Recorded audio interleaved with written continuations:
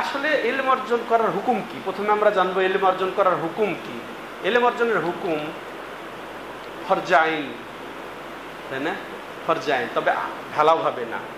সব ইলম ফরজে আইন নয়, সম্ভবও নয়, যেহেতু প্রয়োজনও নাই সবার। এই জন্যে তাইলে কিছু ইলম আছে ফরজে আইন।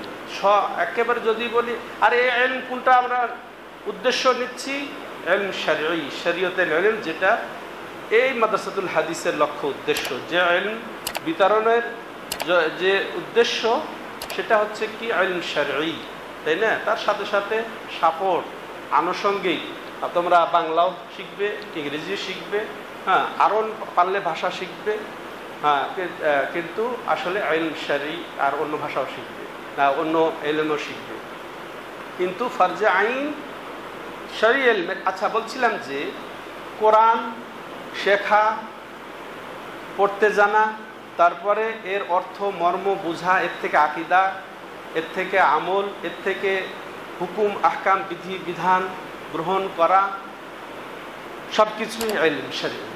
ওরকম হাদিসের মধ্যেও তাই, ওরকম ফিকহ শাস্ত্র আছে, তাফসীর জগৎ আর বিশাল জগৎ, বিভিন্ন ইসলামের ইতিহাস, ফতোয়া, ফারাইজ, হ্যাঁ, লেনদেন, ব্যবসা বাণিজ্য, এটাও শরীয়তের ইলমের অন্তর্ভুক্ত হয়ে যায়। তা আমরা যদি চাপিয়ে নিই রাসূলুল্লাহ সাল্লাল্লাহু আলাইহি ওয়াসাল্লামের ওই হাদিস অনুযায়ী, তালাবুল ইলমি ফারিদাতুন আলা কুল্লি মুসলিম, প্রত্যেক মুসলিমের জন্য, নর নারী সবার জন্যেই যে ইলম অর্জন করা ফরজ। এটা যদি আমরা সম্পূর্ণটা চাপিয়ে নিই, পারবো ভর সইতে? সব ইলম অর্জন করা সম্ভব? সবাই হাফেজ হতে পারবে তোমাদের মতো? হ্যাঁ, পারবে না।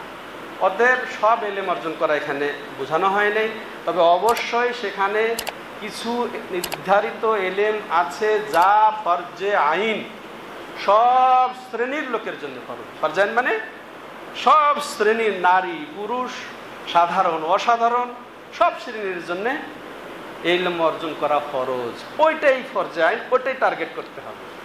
একটা কোর্স অনলাইনে দৃষ্টিগোচর হয়েছে, কেউ আমাদের এক আত্মীয় পড়ছে, ফরজে আইন কোর্স নাম দিয়েছে।